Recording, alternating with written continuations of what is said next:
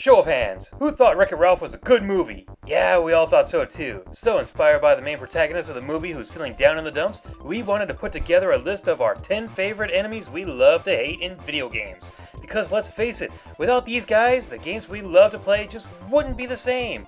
And to help me out, I brought in a good friend of mine. Hey guys, Fawful's Minion here. Thanks for having me here, CJ. We've got a big topic on the line, so let's get this underway. As stated before, we thought we'd honor those enemies that just never know when to quit. The ones that keep coming back after countless defeats, yet we always have a smile on our face whenever we see them. We also want to make something very clear. There were so many other enemies that we wanted to put on the list that ultimately didn't make the cut. It was painful leaving some of these guys off the list, and at times, we even thought about extending the list to a top 15. But that would take forever, so we're just going to leave it at 10. Shall we go then? Let's start it off! When you hear the words Kingdom Hearts, what's the first thing you think of? Well, if your first thought isn't this pain in the neck, then your next guess would probably be the main antagonist of the series, the Heartless. The Heartless are basically the zombies of the Disney universe. Voracious undead beings that are after your heart. However, they decided to make these zombies a lot more cute and cuddly than the typical flesh eaters. Wait, did you just say this thing was cute? I meant cuter than this. Okay, you got me there. The Heartless are born from the darkness within people's hearts, and they are also attracted to the darkness resonating from people's hearts. Wait, doesn't that technically make them cannibalistic? Most people refer to them simply as the Heartless. But there are actually two different forms of Heartless that most fans aren't aware of. The Pureblood and the Emblem. There is a third form called Gummy, but it's more or less the Emblem Heartless during the Gummy Ship sections.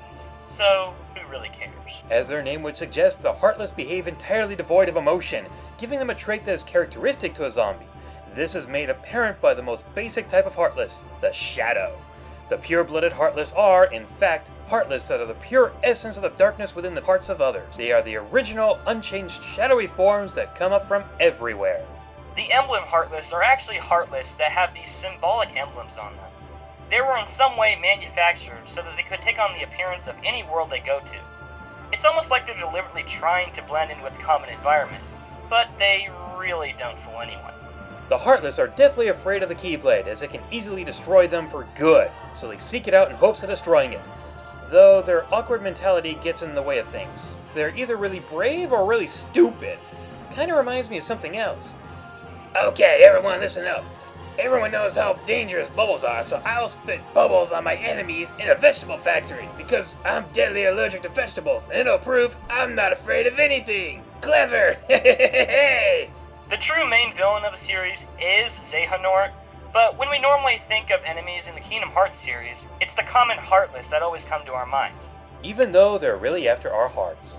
And we love it that way.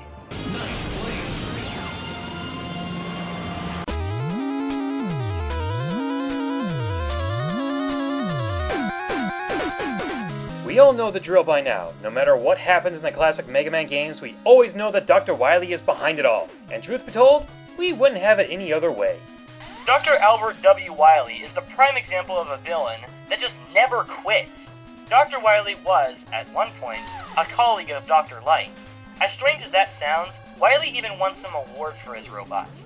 But his pride took a huge hit, since he was always being upstaged by the good doctor. So he did what anyone in this situation would do. He fled to an island in the Pacific, built a huge robot factory, and set his goals on world domination. Yeah, that's not cliche at all. Maybe so, but it sounds reasonable enough, right?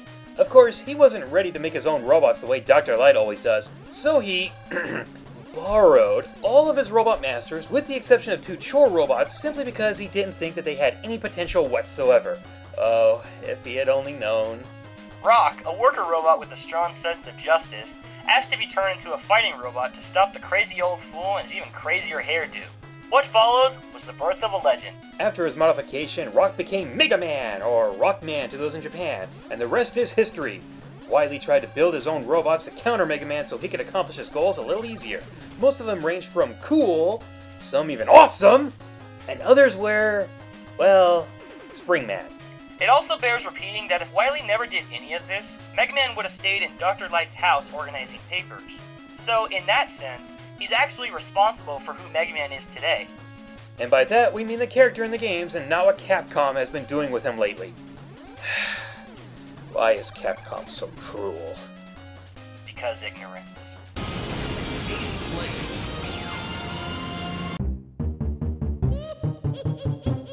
Gruntilda was an old hag, that which we all know. She needed the new body, and desperately so. So she stole Banjo's sister for being such a beauty. Oh my, what a problem for poor little Tootie. Even with fighting outside, Banjo remained unaware of the conflict at hand. Perhaps last night he played too much Donkey Kong Land. That was tight! To be honest, I don't think I could ever play a Banjo-Kazooie game that didn't have Gruntilda as the main baddie. There's just no other enemy I'd rather be against in that series. Gruntilda is the perfect archetype of what a wicked witch is supposed to be like. She's grotesque, sounds like a nasally shrew, and she has the classic cauldron and broomstick. Yeah, it's kind of cliche, but it works perfectly for Banjo-Kazooie. She's also the most famous witch in video game history. I mean, just think about it for a second. What other witches in video games come to your mind besides Gruntilda? The only other two examples I can think of are Cackletta and the Twin Rova sisters. Other than that, there's not much else. Which only makes sense, since she's basically the cliche design of almost every wicked witch in fiction. We also find her to be one of the most memorable villains in video games, what with her easy-to-recognize costume, her amusing rhymes, her disgusting dark secrets, and her wicked cackling, which was done by a guy. Wait, are you serious? Yeah, Gruntilda's cackle was done by a man. Ugh, does this make her manly now? No! And if you tell anyone, I'll sue! For being such a stereotypical witch, old Winky Bunyan sure seems to use technology more than actual magic. Sure, fans of the game have fond memories of battling her at the top of her tower, dodging her evil spells, but if you look at how she tries to accomplish her goals, it's all about technology. A machine to suck the beauty out of Tootie and transfer it to her, a device that will suck the life out of whatever it hits, and the deadly Hag won. Technology? Is she supposed to be a witch or a mad doctor? Well, I'm not sure if she's a mad doctor or an evil witch, but I suppose she could really qualify for both. But whatever she really is, she's a fine example of a classic villain, and it's all thanks to one thing: her dope rhymes! No offense, CJ, but that really doesn't work for you. Oh. A shame that her rhyming was taken out for Tooie and given to that little pest Jam Jars. Grunty would totally destroy Jam Jars in a rap-off. Heck, I'd bet money on that match. Word! CJ, I told you, it doesn't work for you, man. My bad.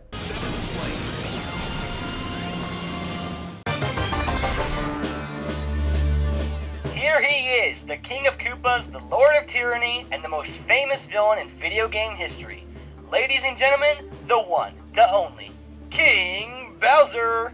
Seriously, is there anything to say about Bowser that hasn't already been said a million times before?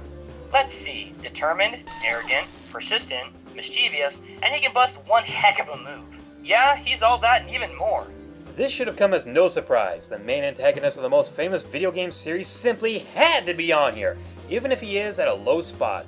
There is no way you can deny his legendary status. Time after time again, Bowser will kidnap Princess Peach so he can convince her to marry him, crush Mario once and for all, and rule the Mushroom Kingdom. At least, that's what he tries to do. Come to think of it, he'll try to accomplish his goals anywhere. Not even the entire universe is too much for him. Bowser is the most persistent villain in history. No matter what you do, you will never see the end of him. You can beat him down all you want, you can try to ignore his presence how you please, but Bowser will always be around to do what he does best, being his awesome self. Even after being submerged in lava and even crushed by 2 different castles, Bowser still turns out okay. Jeez, how many bowls of nails did he eat for breakfast? Well, he's certainly a tough foe. We've got to give him that. However, there is one thing that greatly hinders Bowser. Truth be told, Bowser himself has never actually been that challenging, with the exception of Ultimate Koopa and the final battle of the original Paper Mario.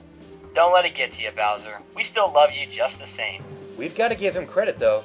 He's very skilled in designing his castle dungeons. Amen to that. I also think it's quite funny that Bowser is actually a very sociable individual. I mean, he's caused the Mushroom Kingdom so much trouble in the past, but he's always invited to sporting events and even kart racing. Well, I don't know about that. He He's never actually been invited to Mario Party, but he always seems to crash it anyway. Is it wrong to think that this is when I'm actually terrified of him? No, I think the same. No, next one, no,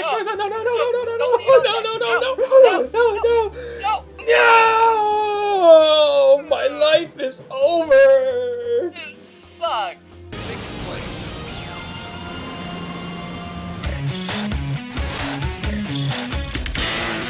We've come to the second mad doctor on the list. The big egghead himself, Dr. Robotnik, who I will refer to as Dr. Eggman, seems to have only two goals in mind. 1. Defeat our favorite blue hedgehog, and 2. Build an amusement park. Build an amusement park? How dare Sonic get in his way! Based off of a caricature of the pajama-clad Theodore Roosevelt, Dr. whatever you want to call him, seems to be very inconsistent with his true goal, or goals, I suppose.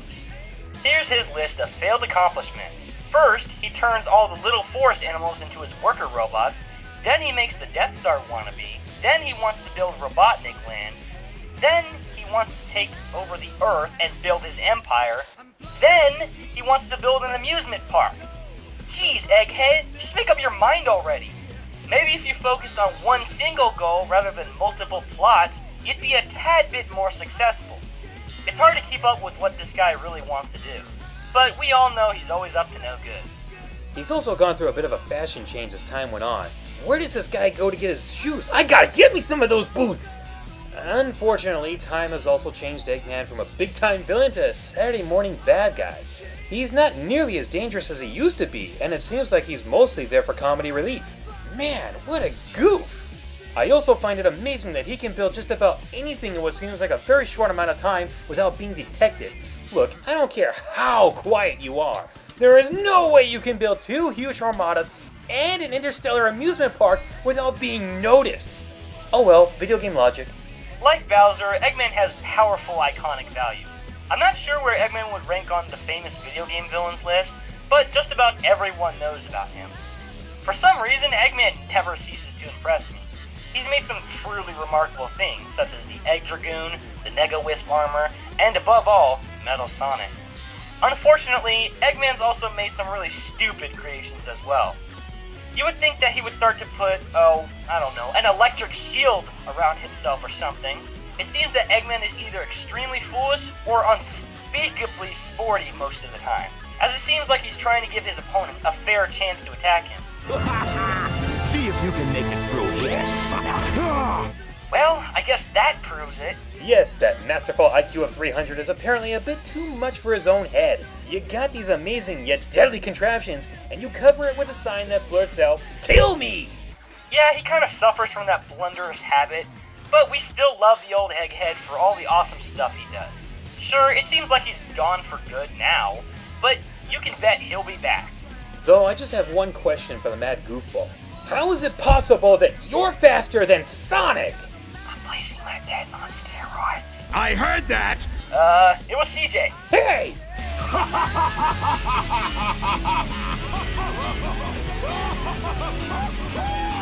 Will I really get that crazy?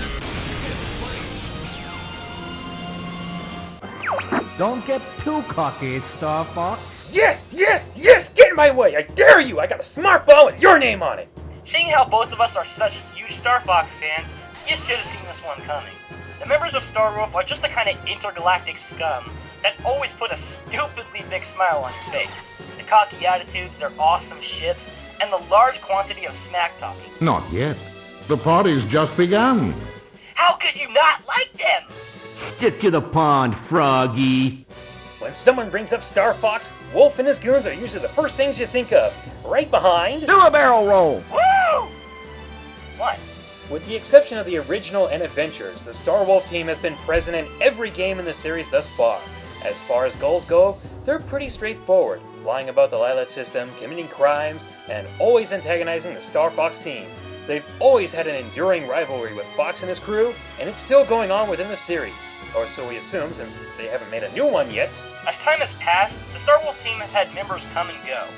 The current members of the team include Wolf O'Donnell, Leon Kowalski, and Panther Caruso.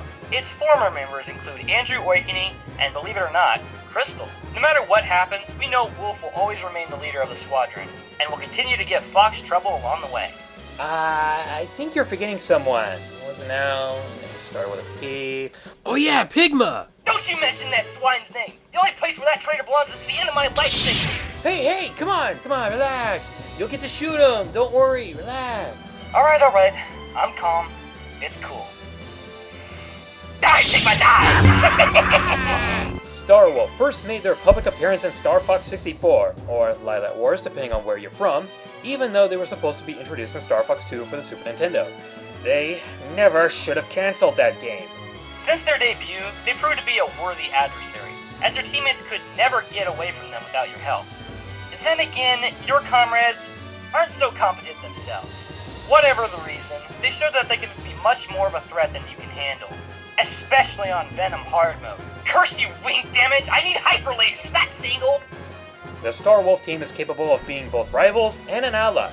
While they have been known to actually work together and their leader has some respect for Fox's skills, given any other opportunity, they won't hesitate to hunt Star Fox down. Though the latter will always remain true. Wolf will always be the leader of the team, they'll always have memorable quotes, and we'll always be happy to see their faces right before we blow them to bits! Ah! They're either your biggest threat or your greatest ally, depending on who pays the bills. What the heck? Yeah, it's no secret, we love us some Zelda games, so we absolutely had to put at least one Zelda villain on the list, right? The best part is that it wasn't even a hard decision. The Zelda series has had a good number of villains. Ganondorf was the obvious choice at first, but then we changed it to Ghirahim because we could. Now, correct me if I'm wrong, but how many times did you actually fight the other main bad guys in the other Zelda games? Yeah, it was mostly at the end of the game. In Skyward Sword, you got to duel Ghirahim 3 times throughout the adventure and even encountered him in 2 other places. Yeah, we know you fought the main bad guy 4 times throughout Skyward Sword, but it's clear that we enjoyed the encounters with Ghirahim much more. Ghirahim is unlike any other Zelda villain to come before him, or in the Zelda timeline, after him.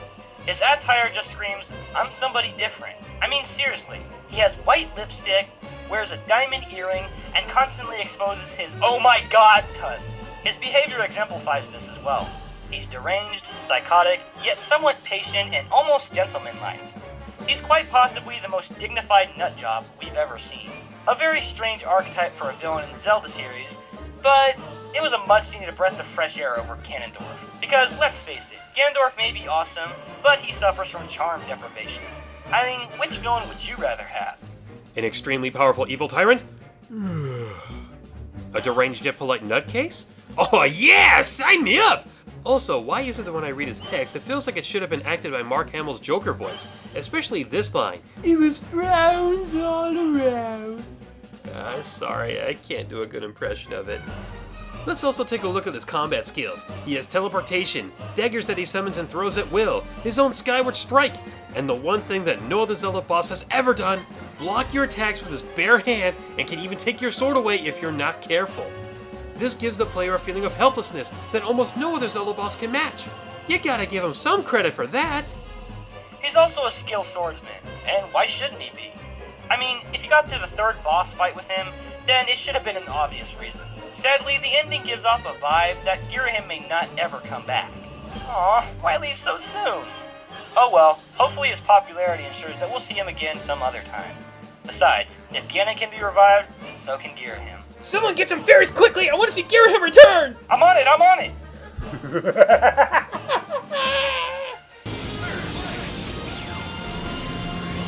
Lawrence! I'm rehearsing my epic romantic action comedy space opera! I think that pretty much covers it. Next entry. CJ! Ah! You went right through my glasses and hit my eye! Why would you do that? Come on, man. We can do better than that. Alright, fine. Meet Dr. Nefarious, the greatest rival to Ratchet & Clank. Yes, we know that this is yet another villainous nutcase, But we just couldn't resist putting Nefarious on here. He's insane, entertaining, and above all, a fantastic villain. Apart from having some hilarious antics, Dr. Nefarious has a bizarre backstory. He was at one point a squishy himself, but after an accident from his old school bully Captain Quark, he was turned into a robot. Yeah, but that sure didn't stop him. Dr. Nefarious tried to turn everyone else into robots as well. Then he tried to... Oh wait, we can't spoil what he tried to do in Crack in Time. Oh well. He's highly looked at as the most popular and well-liked enemy in the Ratchet & Clank community. He's been mentioned more times than any other antagonist from that series. He was put next to the Insomniac logo in Crack in Time, and he's a playable character in All for One. He's definitely on this list for his over-the-top reactions that end up causing him to malfunction. I don't have the capacity for love, Janice. I was cursed by a tribe of gypsy ninjas when I was a kid. His arrogance, My benevolent, iron-fisted rule. the humor he brings to the table, Is that what you want? an army of loyal robot workers, I should never have quit dental school. And away with the ladies. That is a lady, isn't it? Yes, though I don't know about that one. Hey, how you doing? Either way, Dr. Nefarious' big ego has caused him to have some strange behavior quirks. And who doesn't like that? Overall, Dr. Nefarious stands as one of the most hilarious and likable villains I've ever seen. Truth be told, we think that Dr. Nefarious is great. Dr. Nefarious is amazing. A day without Dr. Nefarious is a day without sunshine. And don't you forget it. That's all for now.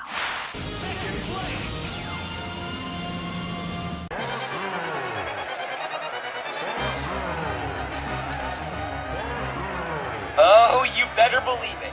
For every big hairy ape, there has to be a big greedy reptile king somewhere causing trouble. Wait, what? To me, the only bad guy in the DKC universe that really matters is King K. Rool.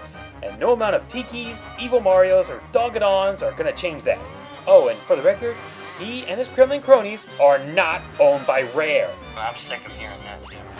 The Tiki tribe may have had a better motive for stealing DK's banana hoard, but there's just something we like more about the Kremlins, ruled by the big bad lizard. It's probably their incompetence and poor planning, as well as their genuinely stupid behavior. Rare actually said that the reason the Kremlins took the bananas in the first place was so the Khans could get weak from starvation, making it much easier to conquer them. Jeez, that's a little dark, don't you think? But then they kidnapped DK in exchange for their bananas, so why didn't they just take the bananas while they had DK held captive? Rare didn't really think this through when they made those games. Despite that and what it says about him in Brawl, King K. Rool has accomplished quite a lot.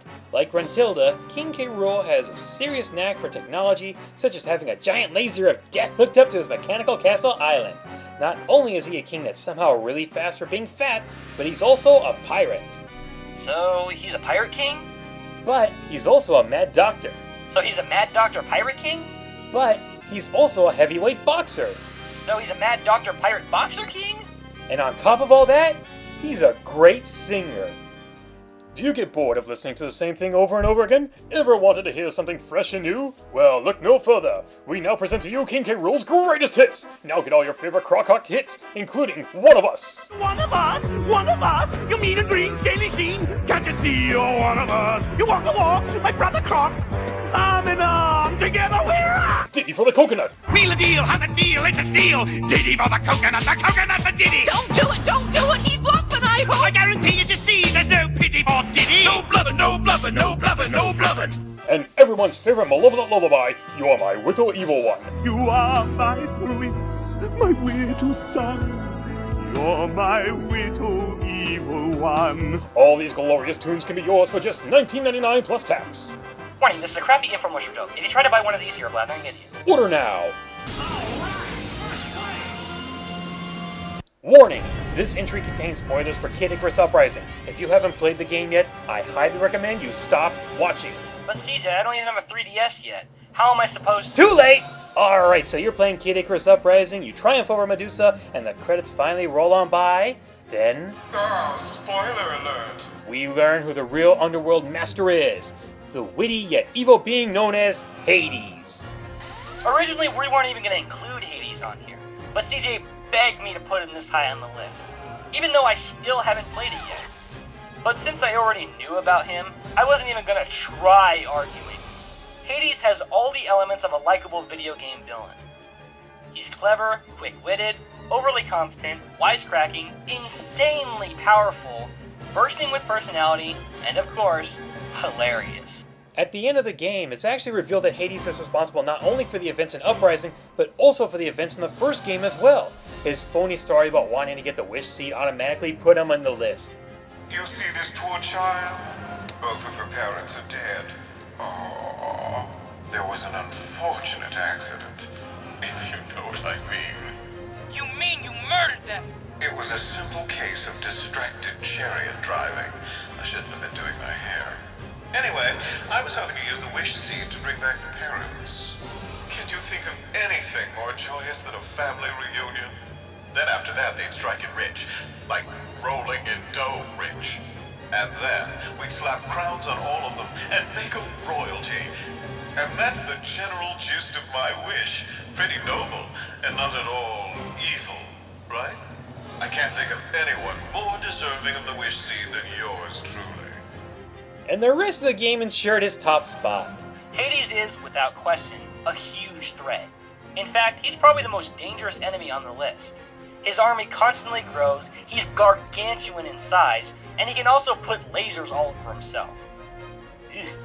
Making him someone who isn't to be taken lightly, even though he loves to make wisecracks at everyone. We are from outer space. Yes, you're hilarious. No duh. He can spot an opportunity a mile away. Where you pinheads see adversity, I see opportunity. Hades! For example, this battleship looks like it could use a good home. Now's your chance, minions. It's looting time! The underworld certainly is enthusiastic when it comes to thieving. And then impress everyone with what he did. When freaky aliens give you lemons, make freaky alien lemonade. Like this! What? Well, that's one way to do it. That was awesome. Seriously, does this guy ever run out of witty remarks? I gotta hand it to them. Those are some pretty decent knockoffs. I guess that's a no. You see, this is what makes Hades so great. Not all bad guys need to be dark or to be taken seriously. Which is funny because it's almost like Hades doesn't even seem to take a lot of things that seriously himself. He's almost completely carefree because he has everything he could possibly need. After all, he is the Lord of the Underworld, so it's understandable. Of all the bad guys I've encountered, Hey, Hades is the one that I want to see over and over again, because I always look forward to what he's going to say or do next. There's literally no end to what this character can do, and given the huge success of Kid Icarus Uprising, it shouldn't be too long until we see the Master of the Underworld make a comeback, assuming someone wants to fill in for Sakurai's shoes. by the way, CJ, how did you record footage off of the 3DS? I use my brother's very, very expensive camera, and believe me, it's not fun playing the game while recording. Well, at least you have the game. Yes, I do. Wow, this thing's already over? Oh well, that does it for our list. And if your list is different than ours, then we'd love to hear it. Hello again. Pit. Hades! Pit. Hades! Pit. Hades! Pit. Hades! Excuse you. What an accomplishment. Goodness, you should put this on your resume. I must bid you adieu.